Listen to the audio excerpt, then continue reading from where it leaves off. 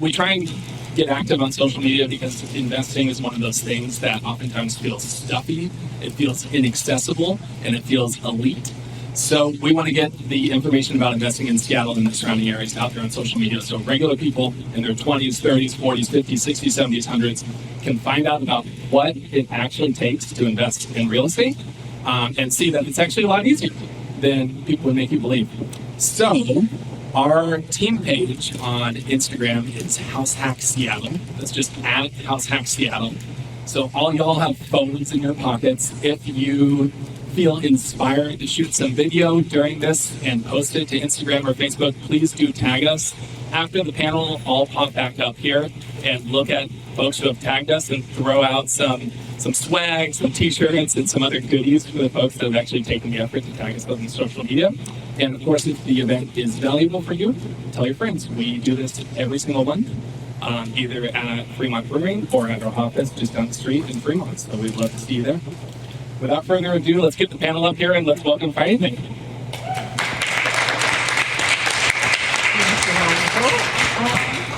So just a quick introduction. So Faria Cuevas with the HouseHack Seattle team. Is this kind of weird? Do you want us to scoot down? Yeah. Let's jump in there. You gotta hold the mic really loud. Right. So with the HouseHack Seattle team, I am an investor myself. I have 4 LTRs and we have major rental coming soon. And like Michael said, just started my general contractor business. We do small cosmetic rehabs. So that's been a lot of fun to kind of be the whole package only once. So I kind of want to hear a little bit more about all of the panelists. So if we can start with a little bit introduction about what you do. Okay, does it sound too echoey? No? Okay. But I think Testing. All right, can you guys hear this all right? All right, so I grew up working with my family's construction company in Anacortes, Washington, and then went on to pursue some architectural endeavors. And then just recently this summer opened up an architectural design firm focusing on residential design in this area. And I think one of our goals here is to provide design for more, provide more accessible design. And I think one of those avenues is through ADUs and DADU designs. So, yeah. Hi, my name is Max, and I'm with the NMAX Homes Agency, the General Construction Company. And my background is I'm a professional sushi chef. And then what happened is I learned all that in California, Sacramento, and then I always wanted to build my own restaurant. And then I wanted to study the construction business, right? And end up my family having a construction company over here, and they give me opportunity to come over here and learn. And then I just stopped cooking and then come over here and building, And then last 7 years, it's been crazy. So between there, 2 years I spent in Ohio, Cleveland to try different areas, So and just come back and just open up my first sushi restaurant in Northgate area. So it's called Sushi Tokyo. Yeah, and just remodeled my stuff and then just start opening and then focusing on more construction opportunities, So yeah.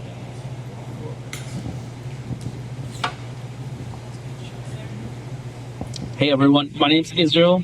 I spearhead a team at Springboard Funding and Start Lending. So essentially we partner and advise investors not just locally but nationwide to help finance the acquisitions of fix and flips, execute the BRRRR strategy, long-term buy and holds. That's my day job. What I do for fun is I like to build new construction projects.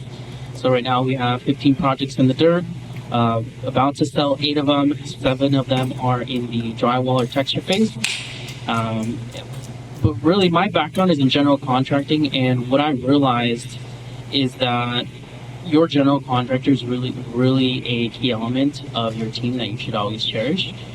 So I basically, ever since, have been building up from my general contracting skills to being a real estate agent, which I did not like, and then found my passion in lending and kind of fell back into building and doing contracting work personally for myself, but not for clients, to come full circle. So that's a little bit of background about myself. Hi everyone, I'm Kara Rosansky, and I am a residential mortgage lender. I've been in the business over 15 years. I would say the majority of my clients are investor focused, whether it's purchasing your primary residence, but with an investor mindset, so building equity or maybe house hacking. But yeah, we have lots of different programs available. Every client is different with their experience and their goals, so I just really work as a resource to my clients to help get them on the right path.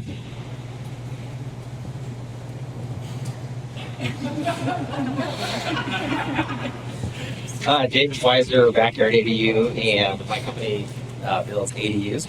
We work for a lot of investors, and we just got a plug-and-play turnkey product where clients can choose one of our ADUs and build an ADU really fast and pain-free. So, started doing that. I've been in a general contractor for about 13 years, and 3 years ago specifically focused in on ADUs and serving people that way. So, that's me.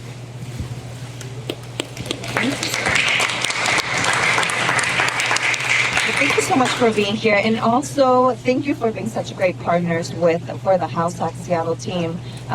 You guys have been helping so much of our clients who are currently here, so I just want to say a big thank you. And because you guys have been such great partners and have had such great experiences with our clientele, we just wanted to share that with the mass folks that come to our happy hours. So first, what are some qualifying questions we should be asking when finding the right contractor for a project? And also keeping in mind, like, each project is going to be different. So if you can kind of touch on that. Qualifying questions. For the contractor Yeah. in particular. That we should ask the client should be asking. Yeah. I think, growing up, being a little kid around, with my dad being a contractor and on contractor projects, you realize that the relationship between the client and the contractor, there's so much trust that's involved with that. And, I think finding, I think, a lot of it is networking, and I think we live today in a world where there's so much digital marketing and finding clients and,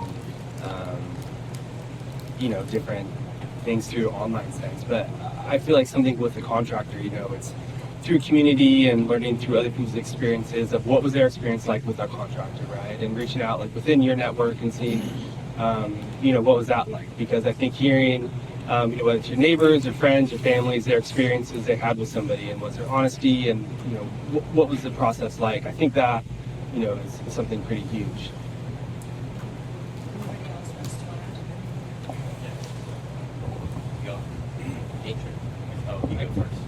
So when qualifying a contractor, you've got scope and capacity. When I think about scope, I think about what is this contractor able to execute on? Are they a new construction contractor? Are they a fix and flip contractor? Are they a commercial contractor?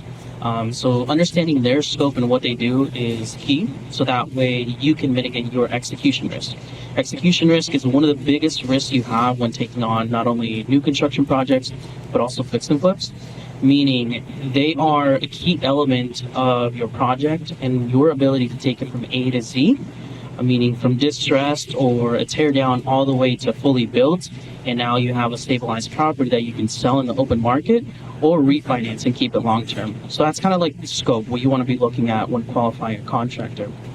When it comes to capacity, it's easy for contractors to over leverage their time, meaning they take on too many projects too fast just to say yes, just because they see a dollar sign. But really what you want to be asking is, how big is your crew? How many projects are you currently handling? And that way you can assess their capacity and also how they will be able to execute on the project. Because if they're stretched too thin, they won't have the physical capacity to cover not just your project but everybody else's projects. So those are the two things that I would be looking at when qualifying your contractor. Okay, I'm gonna have to go and stay over here. I know fine. Just to kind of piggyback on what Israel was saying, asking those questions. That's what I was going to lead with. So when I as a GC, I hire a subcontractor. So I go through the same thing that you as a customer would do when you hire a contractor. We have to hire subcontractors, and a lot of times we're hiring new subcontractors. So I go through this process of vetting. I'm always surprised a lot of times when I work with customers, they don't really thoroughly vet me, and they just kind of operate on a trust level. And just, I would never do that with my subcontractors. There's too much risk. So I ask a lot of questions and ask probing questions like what you or Israel saying to get an idea of their operation. How big is their company? What kind of projects are they typically doing? Are they doing more commercial? Are they doing residential? And really get a feel and ask them about what is your typical volume? How many projects do you typically do? To really actually understand, and a lot of times to get them to talk, because once they actually start talking about the different facets of their company, you can actually learn a lot and see red flags and pick up on things that you might think, oh, okay, that issue could be a problem. So really, it's okay to ask somebody about the specifics of their company, and if they can't answer them and then try to kind of hide answers, it can be really telling about that company. So that's what I'd say. Definitely having a good contractor could either make or break the deal. So we sometimes forget that, okay, as soon as we get the house and it was a good deal, that we're all good from there. But no, I feel like the work just gets started with the contractor. But within that same question, so I know that the lender, whenever we're doing a construction or rehab project, the lender also has to approve the JC. So can you tell us a little bit more about what's the process of when the lender is vetting the JC, what they look for? That way the client can also know what to look for from the beginning. Okay. So basically for a renovation loan, it's kind of a longer process, and that's because the lender has to make sure that the person they're paying and holding back these funds for the work on the home is legit. So they're going to basically do a full background check. They're going to make sure they're licensed, insured, have no pending litigations against them, no claims against them. And so that can be kind of a grueling process. But if you're working with the right contractor and they're fully vetted, Dennis on the HouseHack team just went through this and it went very quickly. And so they basically want to make sure that the money and the value they're expecting to come out of the house is going to happen because they have the right crew assigned to it. Kara covered a lot of the things a lender will do, and the lender is a second pair of eyes that will do their own due diligence to get comfortable with the project. But in the same fashion, when a lender doesn't underwrite the contractor because you're doing a fix and flip, or the lender just doesn't look at that as part of the qualification criteria, you should. You should be looking at if they have insurance, if they're licensed, if they have workers' comp. And one of the things that's one of my personal things that I like to look out for are the 3 T's. Do they have transportation? Do they have tools? And lastly, do they have teeth?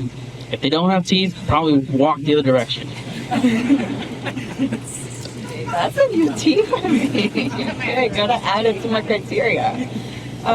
Okay, so can you, obviously when we do the walkthroughs and we look at the cost, it's always a big surprise every single time.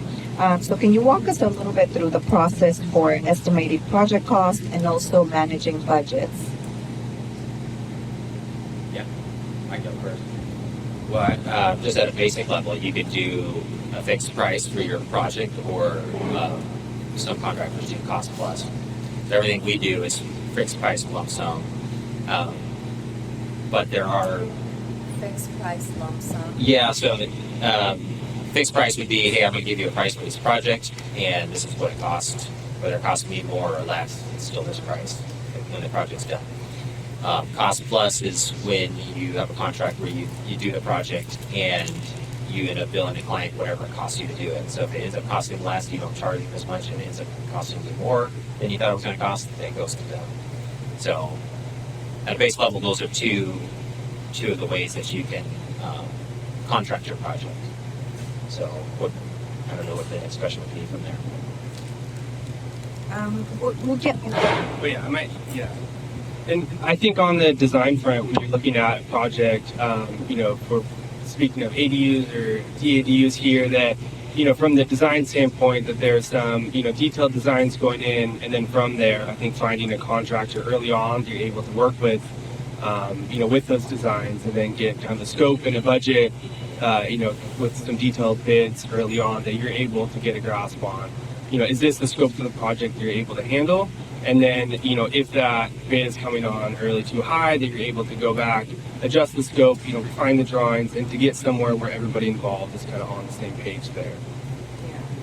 Well, with that, do you guys share a breakdown of your pricing and cost? That way the client can kind of say, okay, this is a priority for me and what's not, just to kind of play around with the budget a little bit? Or do you try to keep it as fixed as possible? For me, when I price it out, I give them a lump sum. I'll give them the entire scope of the project, and then give them a lump sum of what the entire thing costs. If my clients have questions of what is driving up the cost, then we can kind of go into it a little bit. But typically, that's how I do it. So some contractors will just give you all the lineups what every single thing's cost, but for us, we typically just give them a lump sum. And then also too, with that we may do allowances depending on if the finishes are going to change potentially. Then we'll give allowances for tile, for floor, for basically the finishes.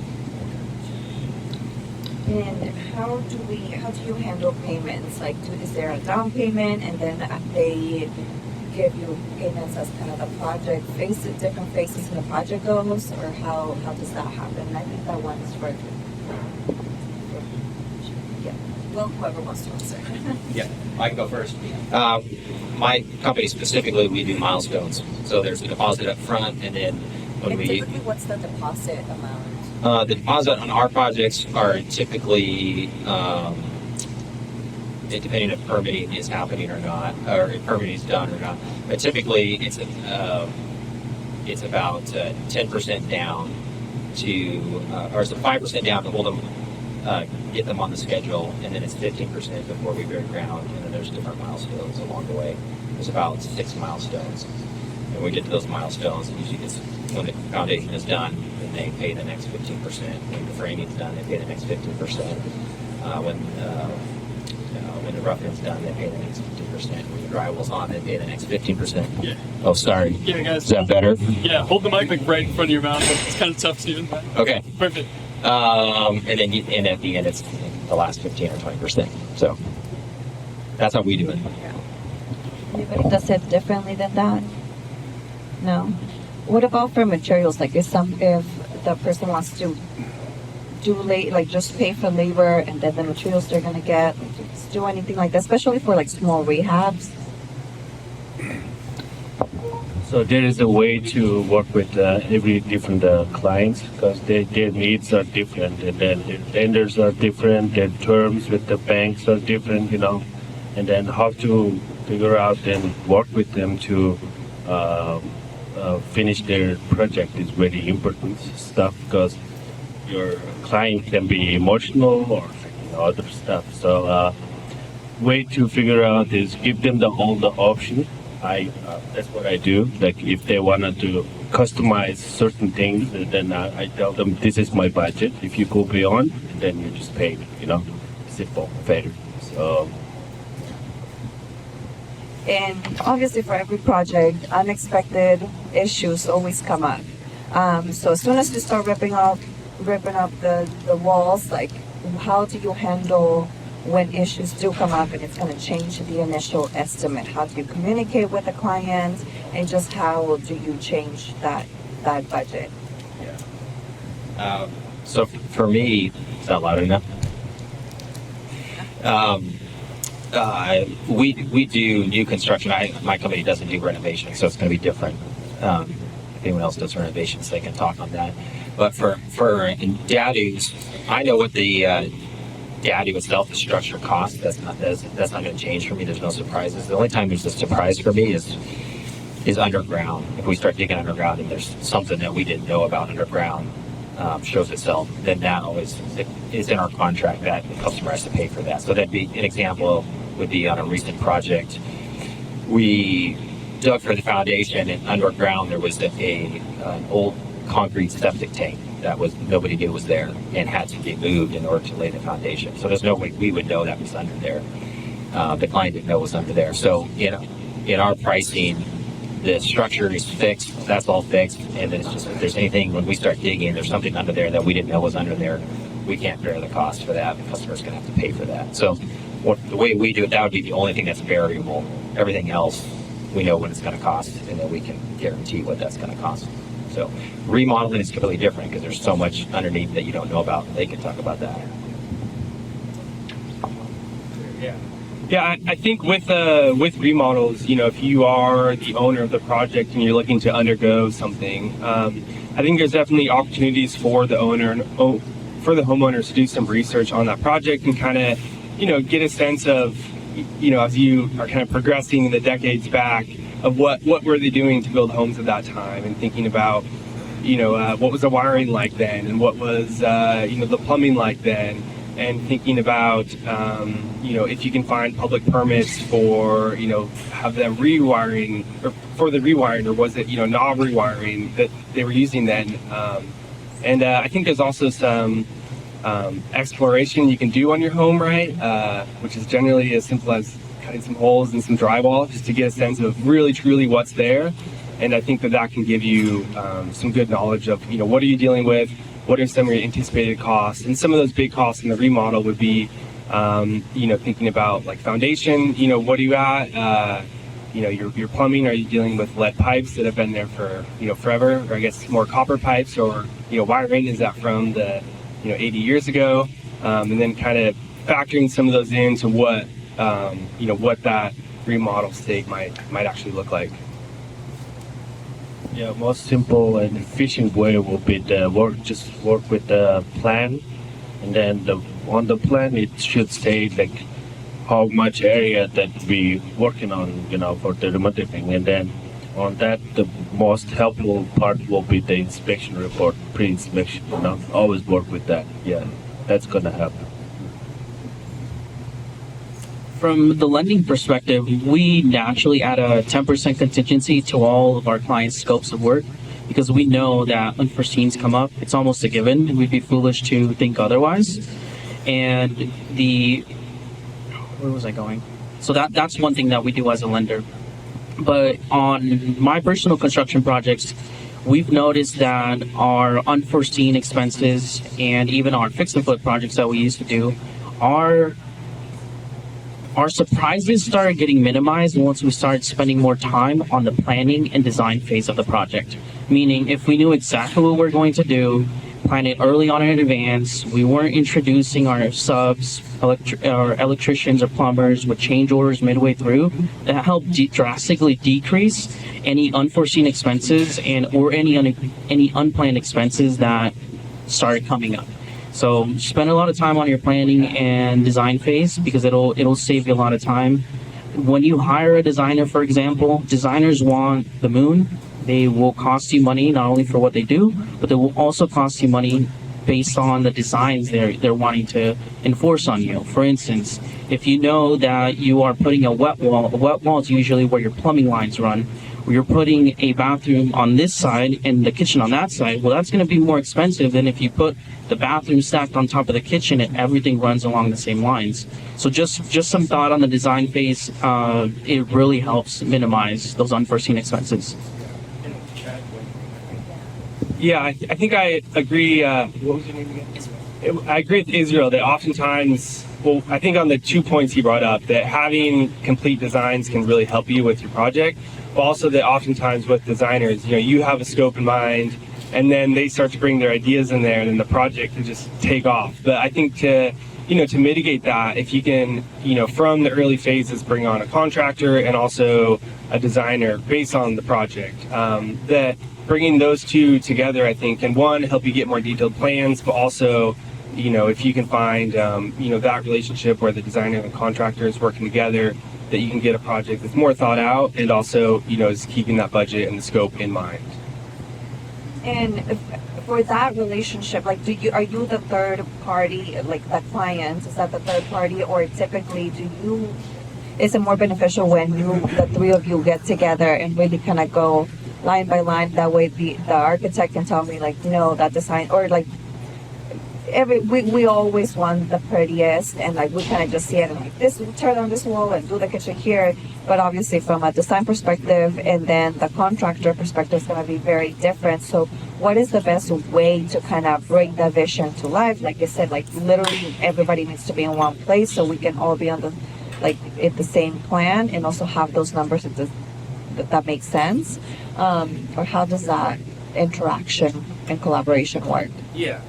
And I think a lot of this depends on the scope of what you're trying to do, right? I mean, we're talking kind of about broad construction, right? I mean, that can mean a new home, that can mean a conversion of an ADU on your property, or potentially a remodel, or, but I think that, how I like to do it with clients is to, let's draw out what you want, let's keep it rough, but all your ideas you have, let's put it on a paper. And then once that idea is written out, it's clear that you can convey to a contractor what you want to do here, that then to take that plan and you realize that these are just ideas. So this is almost the wish list drawn out, and then to bring that to a contractor and say, hey, this is what we want to do.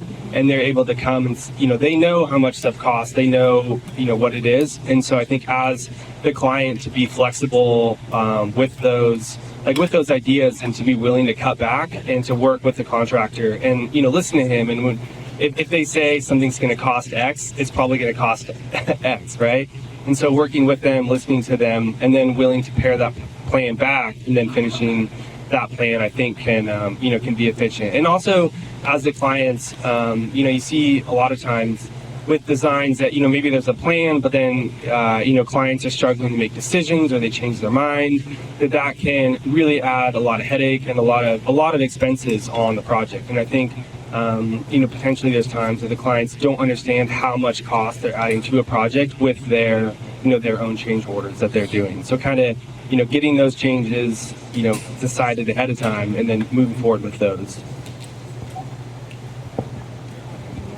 Well, okay, so obviously we're talking a lot about like planning ahead, and so when is the good time to start planning? Like as soon as like we're close, when we're under contract, like when is the good time to start planning? And can you kind of give us like the breakdown of like, okay, who do we bring in first? Is it the architect? Is it the contractor? Is it at the same time? How can you tell us a little bit about that? I think it definitely helps to, from my experience, and this, again, is a little dependent on the project, right? Like, you're speaking of the, providing the service of, you're adding, kind of new detached ADUs, is that correct? Yeah, so that's maybe a little bit different. But if you're looking more at like a remodel scope or something, I think having a designer earlier on where, there's, in like the design phase of your project, there's like what you think of we want to remodel this or create this space or detach these things, but there's also kind of like the feasibility of what you're doing. And I think that with the design in that, there's a lot of kind of feasibility of what can we do with this property, what are the limitations here, and I think there's definitely a lot of overlap between the designer, the contractor, and even like agents at that time, right? Of figuring out how can you kind of maximize your space, how can you maximize your profit on a property if you want to do that. But I think that starting with a plan and then bringing on a builder who's actually going to build it and actually is going to knows really what that's going to cost, and then the chance to go back, refine that design, and then moving forward. So the question was, kind of on timelines, like when do you start to bring in professionals to kind of put the vision to play? so you've got going under contract or knowing that you're going to execute. At that, any time before that, you should understand your cost at a high level. You don't have to know it down to the penny, down to the nail, the 2x4, etc. But at a high level, have an understanding of what things are going to cost you. A, so you can do your due diligence, and B, understand if that contractor or set of contractors are a good fit for the project. So that'll help you underwrite the deal to assess if it's viable. Once you're actually under contract, you can dig in deeper, do a feasibility for your business plan for the project. But really, once you're about to close or closed, that's when you should really start honing in on design, what finishes you're going to put in. And just because your designer says you need to put X, Y, and Z, you don't always have to. You can always go and choose other pieces because truly you're the one making the decisions. They're just there helping guide you. So as far as when you bring them in, you can definitely consult with them early on, but I wouldn't devote a lot of energy and time early on unless you know it's a for sure thing. Think about where you as an individual, what strengths you bring to the table and what the highest and best use of your time is, and understand where your other teammates, if you have them, any business partners, what their strong suits are.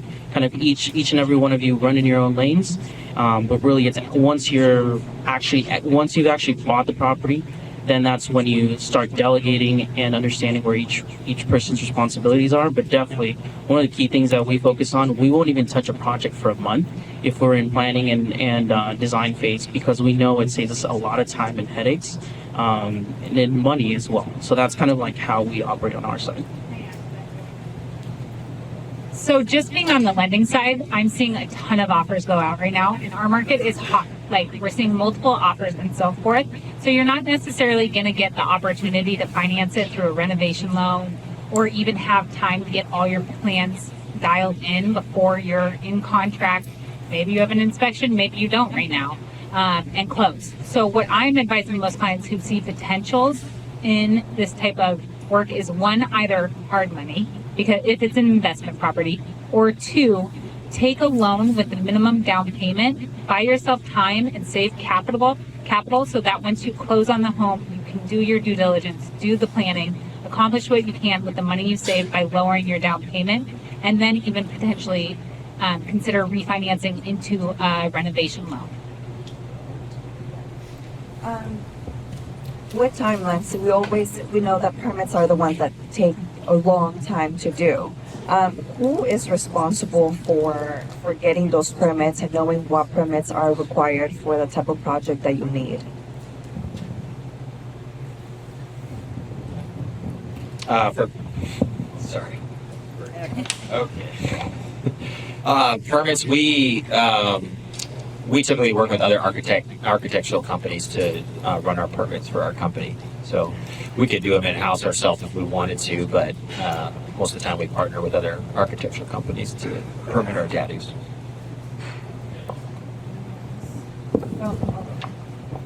Yeah, I would say that generally the designers or architects are submitting for permits, getting those permits. Yeah. Okay, so last question that I'll have for the panel, and then I'll pass it on for some Q&A from the audience. When disputes do come between the client, the GC, what are best practices? One, what are just best practices to prevent issues from arising? And when they do happen, just what's the best way forward? Because we still got to keep a timeline, the project still needs to happen. It's just best way to mitigate and still be able to recuperate that collaboration. Yeah. The rule I go by is the customer is always wrong. Well, that's new. One of the best ways to prevent unmet expectations, disputes, is to have as much communication up front as possible, and that really comes down to how good your contractor is and how good the team you're working with. So for me and my company, anytime there is unmet expectation, I go back with my company and we write into our standard work and our project kickoff in our contracts and everything, we go back and we write all that in so that we have those discussions up front with our customers. So just the more reps that we have, the better we get at it. So for us, we really eliminate a lot of those types of things because all of the unknowns we've actually covered with our customers in length before the project starts. So that's a really big thing. And I think the second thing, when stuff does come up, I think it really depends. It depends on the quality of the person you're working with. If you have two people that are reasonable and you're willing to have a discussion and talk this out without, getting upset, like you can actually cover a lot of ground. So. I think also, with designers and contractors of having communication through the process, and I think contractors or designers that are kind of selling their communication, right? Whether it's something as simple as like a weekly update, right? Or keeping it feels like you're involved with that process and keeping that going, and part of it's on the. Maybe this is more so on the contractors of, having those clients feel like they're involved, letting them know, kind of what's coming up. But I think that kind of like symbiotic relationship in the sense that you're working together towards the same goal.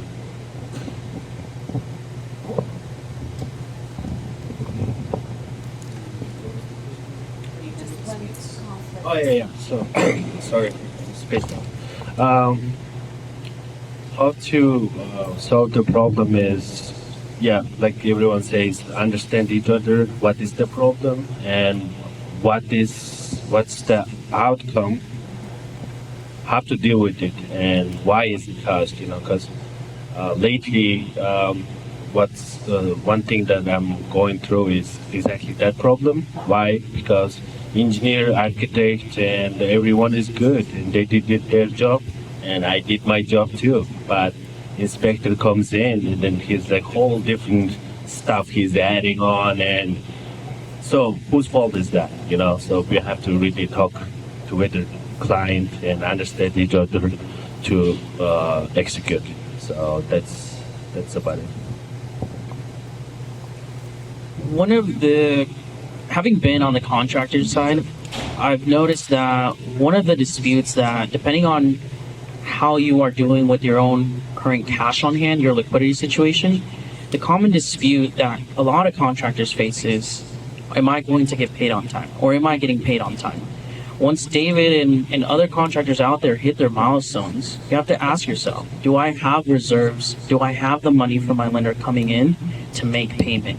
Because if you don't, that contractor who is a key player in your project you'll lose their engagement. If you don't pay them on time, that is a big sticking point for them. Some of them don't have lines of credit. They don't have the cash to flow and finance your projects. So I would say one key piece to avoid disputes is paying them on time when they do execute on the milestones and on the timelines that are agreed upon. And that's one that I would say is one to look out for. I do have another question about the financing of a project. So can you guys both talk about, when you are going to be it's going to be your primary and you just want to add an ADU. Like I know that there's the rehab at 5%, or whenever you're going to do like a full rehab, and also the DADU. When a lot of our clients, are buying the single family, doing the ADU in the basement with the potential of building the DADU, but a lot of the times that financing for the DADU conflicts with the loan that you have on the primary. So can you talk a little bit about just the financing options, especially that DADU, how to build that? I refer a lot of these actually to Israel because the problem isn't the DADU. You can have a single family with a DADU all day long. The problem comes when you want to take that DADU, do a partial reconveyance and turn it into a condo. So think of it big picture. You told the bank, I'm taking a loan of $450,000 on a $500,000 piece of property, including the house and all of the land. Well, now if I want to take 15 or 20% of that property and make it its own property and then change my title from a single family to a condo, one, they're not going to trust that the value is all there on just 80% of the original, lien. And two, you're going against your deed of trust because you're changing it from a single family to a condo. So you're going to end up having to refinance it. And I'm never going to guarantee as a lender that our investors or our lenders are going to allow you to take a portion of your lot and split it up. So every time I hear that, and that's part of the grand plan, I advise you better make sure, you're talking to somebody who is a construction lender or hard money lender, because they're used to taking big plots of land and guaranteeing that partial reconveyance. Did I say that right? Yep. Yeah. All right. So, does anybody have any questions?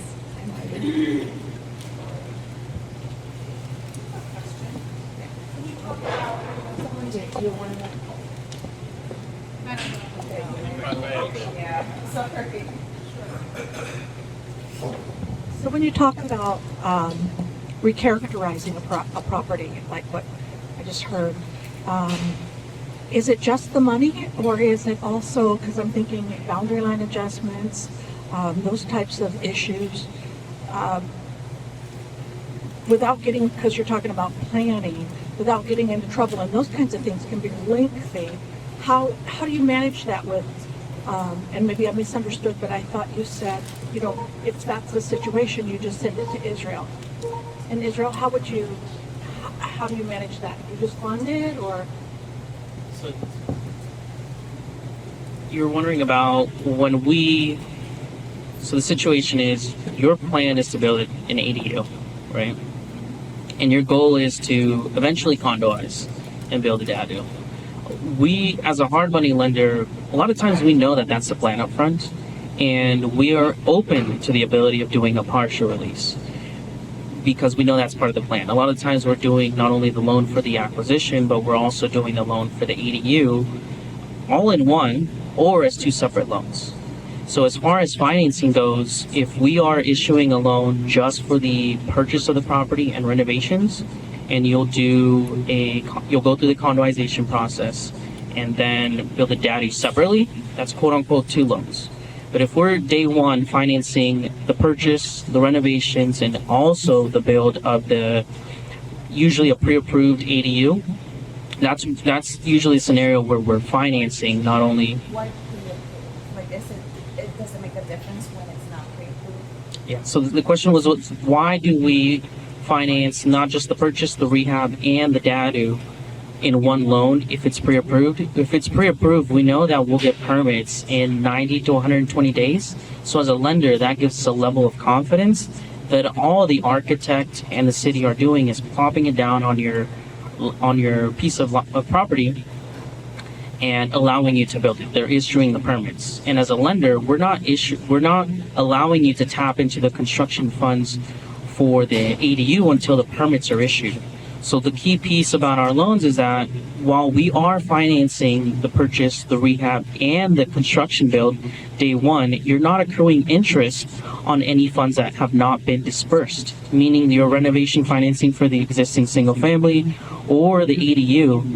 If those funds haven't been dispersed, we're not charging you interest. And simultaneously, if you don't get permit approval, we're not releasing the funds for the ADU. So our worst case scenario is that we just issued a loan for $400,000 to build a DADU that we'll never release because you never got permits. But at the same time, we're saving you from having to get two separate loans and even worry about getting a second loan from the gate because we're doing one loan and the funds are ready to go the minute you get permits.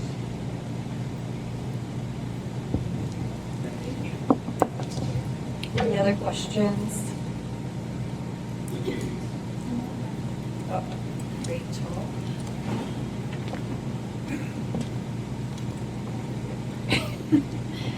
I think I'm gonna ask David. The first thing, like if someone's looking to buy a property and they want to build a DADU, what would you say is like the most important due diligence? And keeping in mind that like Seattle is a really hot market and maybe you only have 5 or less days or at least like less than a week to do this. So what did you say like the most important thing to make sure a property can accommodate in a DADU?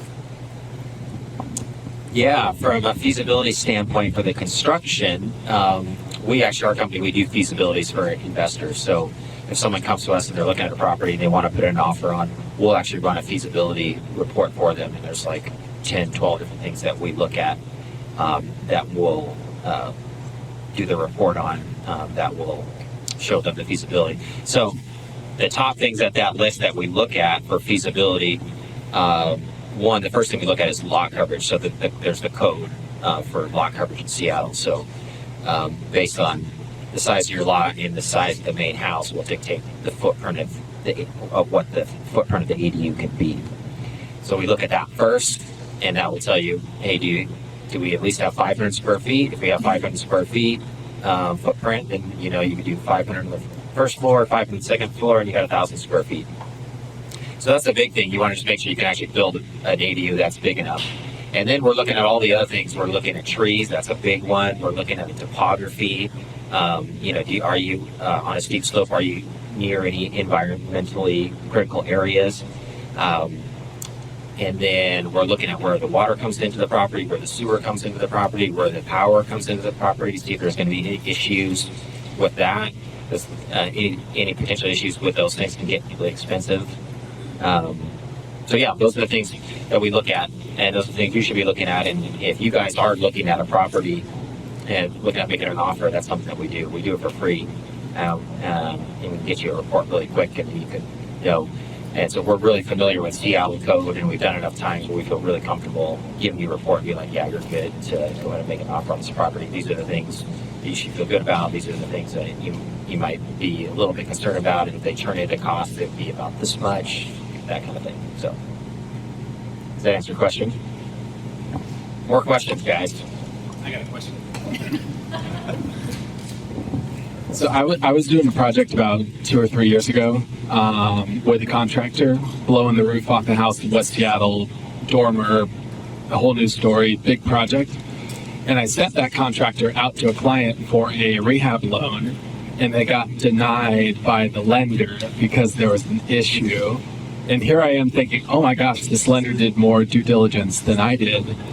And I'm like knee deep in a $300,000 project. Like, so I'd love to hear from the two lenders. Like, what does the lender due diligence look like on these loans, and what as real estate investors or homeowners can we take from the lender due diligence process in our own due diligence? Because, like David said, a lot of people are just going off a handshake and trust on these really big, expensive projects.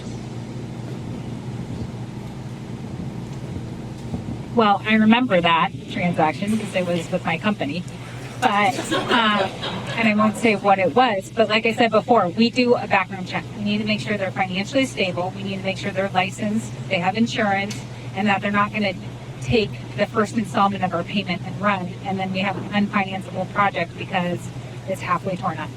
So that's the big picture.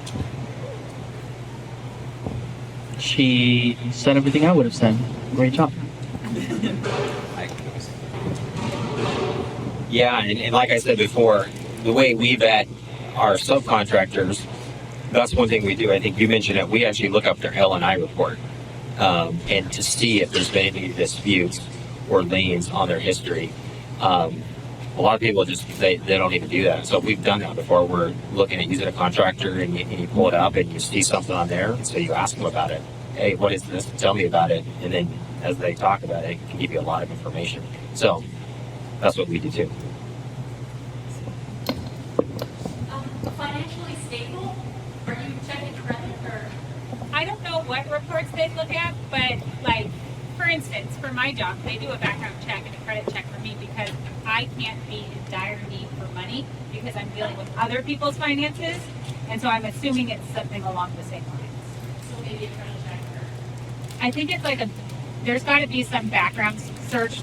Rachel, you know? Well, there's business credit. Business credit, maybe. It's our processors, so they just tell me. They're not going through an underwrite with me. Yeah. I mean, our process is we look up active license, active bond, and ask for 3 references. But that process was not thorough enough to discover whatever the lender discovered in this And our project contractor. was small. It was no $300,000 project. Yeah. So there's definitely more that you can do. And just to add to that, more gymnastics over here. One thing you can do too with if you're looking to hire a contractor, it'd be similar to like if our company, if we were going to hire somebody in our company, and we go through the hire process and we ask for references, and most companies out there, when they ask for references when they're hiring an employee, they don't even call them references. But actually, you can, for our subs, we ask them, can you give us like 5 of your clients that we could call in past projects, and then I actually call them and you talk to them. And so that's something you can do with the contractors. You're looking to hire contractors. It's just amazing how lazy we can be in these massive, big transactions. But there's a small amount of work that you could do that would really save you a lot of headache. And it's just a matter of just being willing to do it. It's no fun calling references. I don't enjoy it, and asking probing questions and making it a little awkward, but it could save you a lot of money. I think one call could be worth $50,000. What do you say? Yes, go ahead. Just kind of a follow-up to that question. And I've worked with some fantastic contractors, had some good relationships, but I have had a lot of the stories happen to me. So one contractor called the references. They were all pretty good. Checked the bond. He had that, but then he stole money from me, and I had no recourse. I couldn't. So I just want to know, what are the proper due diligence steps when it comes to licensing and bonding, so that in case something really does happen, the unfortunate thing, that you might have some recourse? I missed that step. So you called all the references, check the bond. Yeah, I would say in addition to that, for me, I mean, at the end of the day, you're never going to be perfectly safe. And there's always that negotiation of who takes the risk, right? The customer or the contractor. And usually the contractor most of the time is going to win. They're going to get money up front. And that's just how we do it. We require a deposit. So there's an amount of risk both ways. So, I mean, I would say at the end of the day, you need to have a really good contract, obviously, very thorough contract. So if you wanted to hire an attorney to look over your contract before handing money over, and for me, we're not handing any money over until it is a very solid contract with teeth. In any litigation, like it's never easy, right? Like if someone's going to walk off with your money, it's challenging. I guess the way I look at it is, usually in those situations, it's hard to have recourse to get your money back. You just stay out of those situations. So I would say the next level with all those due diligences is just really being really good with reading somebody in a gut check. Like, I just like to have a lot of conversation with someone, get them talking to just expose any red flags. And so the more communication I can have with subcontractors, I even do this with my customers because I don't want to work for a customer that's not going to end up paying me. So that's better. So I'll do it with my customers, but the more time you get talking with somebody, the more you can start to pick up on it. And so you just need to be better about picking up on things. I've been burned enough times where I can start to recognize it pretty quick. And so I have customers that after enough conversation with them, I decide I don't want to work with them. So I guess, yeah, I don't know if that really helps you, but.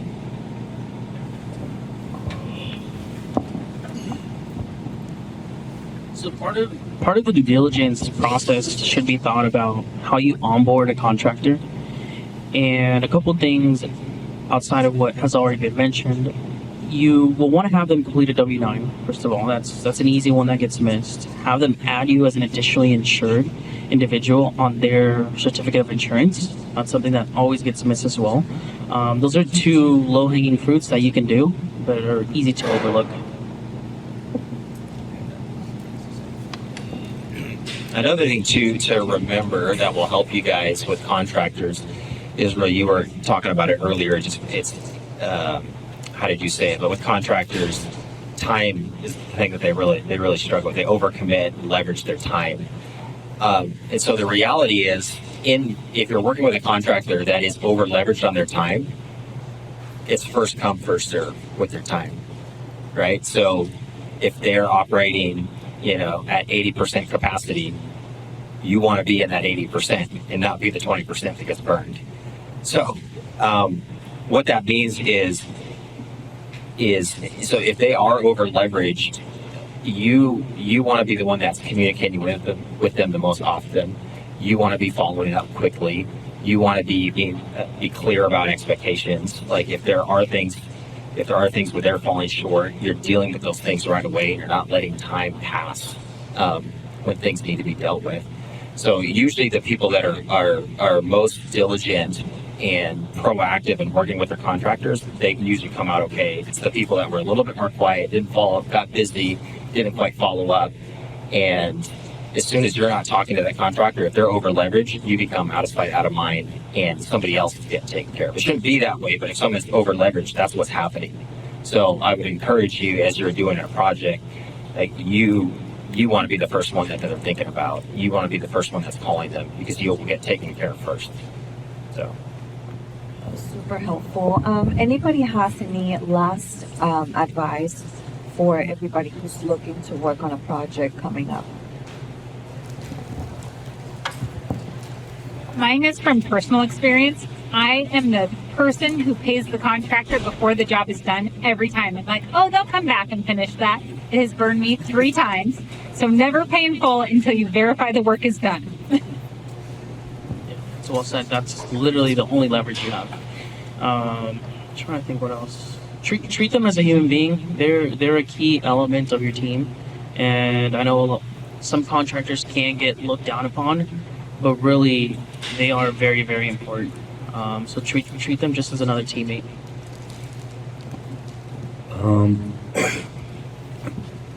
Do your due diligence very good, and then have your vision ready, and yeah. I think in the realm of kind of the ADU and DADU situations, if you're looking to buy a lot and looking at a lot for a feasibility study for that, I think some of this discussion is worrying about how much is there time to get a feasibility study right, to get a complete feasibility study.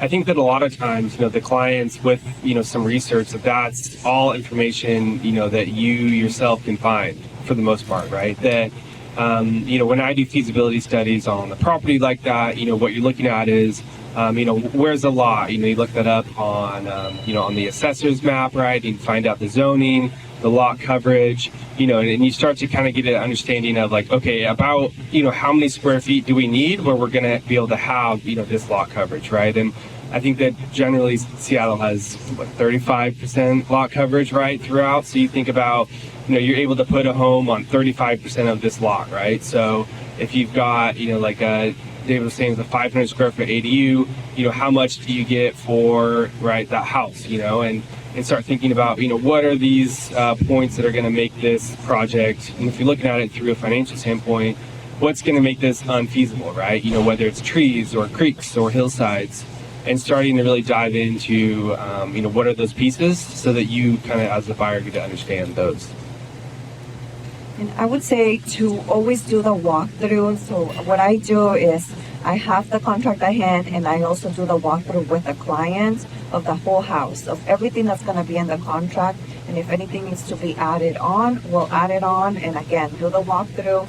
And as we get to every phase in the project and they're going to be releasing money, it's another walkthrough. That way they're satisfied with phase number 1, and we can move on to the next one before they release their funds. So far that has been working really well. That way we don't get to the end of the project and then we do the walkthrough and then all of these little things got missed, and that just puts my crew behind and the client's not satisfied. So just kind of like being as involved as possible. Okay, so we're gonna be sticking around for a little longer. The tab is still open, so go ahead and mingle with other folks, and yeah, we'll be here for any other questions that you may have. Thank you so much to the panelists. You guys were amazing.